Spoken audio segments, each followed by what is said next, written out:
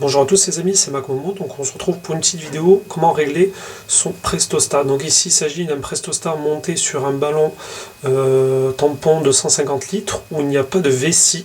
Donc c'est les anciens systèmes.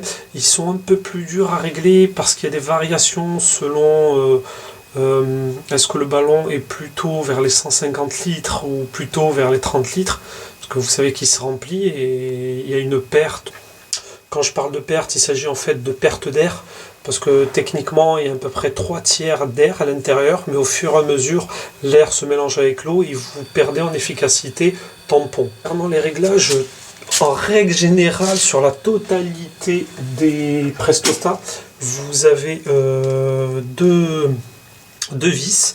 Vous avez celle-ci qui en fait règle la pression à laquelle il va se stopper, c'est-à-dire à quelle pression il va couper le moteur, et celle-ci c'est la pression de déclenchement, c'est-à-dire à partir de quelle pression minimum le ballon se déclenche. Moi il est réglé à 2 bars ici dans ce cas-là, donc techniquement il ne devrait pas tarder à démarrer. Donc en même temps vous constatez qu'il y a un manomètre qui est très important pour faire les réglages, parce que même si sur le Prestostat vous avez des petites graduations, très honnêtement elles sont pas très visibles et c'est pas précis pour faire vos réglages assez pointus en fait. Donc pour les réglages c'est très simple. D'abord il faut déterminer sa plage de démarrage et d'arrêt. Moi ma plage c'est entre 2 bars et 3 bars 5. Je sais que certains vont dire c'est bas, mais moi je trouve que c'est largement suffisant pour une utilisation domestique. Il faut savoir aussi que le fait que j'ai utilisé cette plage qui est assez basse, parce que ma pression de service au final n'est que de 2 bars, parce que ma plage de fonctionnement entre 2 bars et 3,5, et là-bas j'ai un régulateur qui est taré à 2 bars. Pourquoi ? Parce qu'en fait 2 bars, moi ça me suffit largement, et ça suffit largement à une utilisation quotidienne. 2 barres de pression, c'est largement suffisant. Après, bien entendu, il faut voir le calibre des tuyaux que vous avez. Moi, je sais qu'ils sont bien dimensionnés et j'ai aucun problème. Donc voilà, pour régler la pression haute, c'est-à-dire la pression à laquelle le ballon va s'arrêter de fonctionner. Donc bien sûr, on fait les réglages hors tension, on ne sait jamais s'il y a une phase qui touche ou quoi que ce soit. Donc en tournant dans les sens des aiguilles d'une montre, on voit très bien que ça fait plus. Donc à ce moment-là, vous allez tarer votre pression, vous allez monter, c'est-à-dire vous allez vouloir 3 bars, 4 bars, 5 bars, etc. etc. Et si vous descendez, eh bien, vous allez baisser cette pression. Donc là, il y a un point très important à prendre en compte, c'est-à-dire que par exemple, si votre surpresseur, qui moi est ici, et à une pression maximum, il peut délivrer 5 bars, et bien je vais jamais le tarer à 5 bars, je vais le tarer en dessous de 5 bars, je vais prendre ma marge de sécurité. Pourquoi ? Parce que si je le règle à 5 bars et que le moteur, enfin le surpresseur n'arrive pas à monter à 5 bars, il va tout simplement jamais se déclencher, donc ça va tout le temps tourner. Et est-ce que vous risquez de griller votre moteur s'il n'est pas bien protégé derrière, etc., etc. Donc je prends toujours 0,5 de marge. Moi personnellement, chez moi je prends 1 barre, comme ça je suis sûr que j'ai jamais de souci à ce niveau là.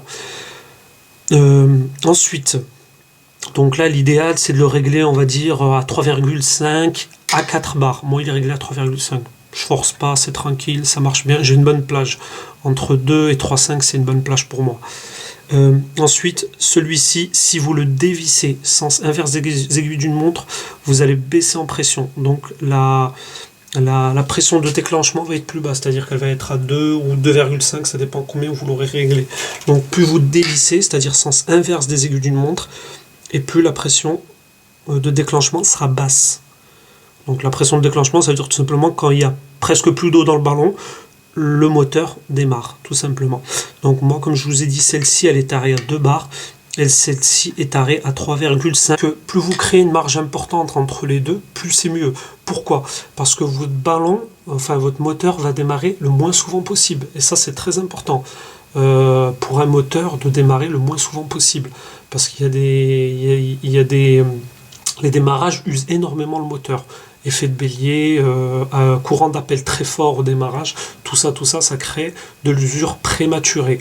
Donc il est vrai que plus vous avez une marge importante entre les deux, et mieux c'est. Qu'est-ce qui peut créer cette marge importante ? Cette marge importante, ça va être le ballon. Plus vous avez un ballon important, et plus vous aurez cette marge. Ça va augmenter. Et plus vous aurez une pression différente entre la basse et la haute, et plus vous aurez une marge aussi. Donc plusieurs éléments permettent de déterminer. Chose aussi importante sur ces systèmes, on va dire, de balance. C'est un système d'équilibre de balance, tout simplement. Il y a trois éléments qui rentrent, trois facteurs qui rentrent en compte. Vous avez ce ressort de réglage, et bien sûr la pression qui est à l'intérieur du ballon, qui fait la balance en fait, un équilibre. Il faut savoir que quand vous jouez sur un ressort, ça change légèrement les réglages de l'autre, forcément, parce que vous êtes sur un système à 3 pieds, on va dire. Il faut aussi, pour pouvoir bien régler, faire plusieurs tests. C'est vrai qu'au début, vous allez avoir besoin de lâcher un robinet ou un tuyau d'arrosage. Moi, personnellement, c'est un tuyau d'arrosage. Quand je fais mes réglages, je mets le tuyau dans le potager et je fais mes réglages tout le temps. La pression de service, donc il faut savoir que la pression minimum doit être égale à la pression de service. Quel est l'intérêt d'avoir ça? C'est tout simplement comme ça, vos robinets à l'intérieur de vos maisons, il n'y a pas de variation possible, c'est toujours à la pression basse. Parce que si vous amusez à alimenter votre mitigeur et que la pression monte et descend, d'une, c'est pas terrible, c'est pas confortable.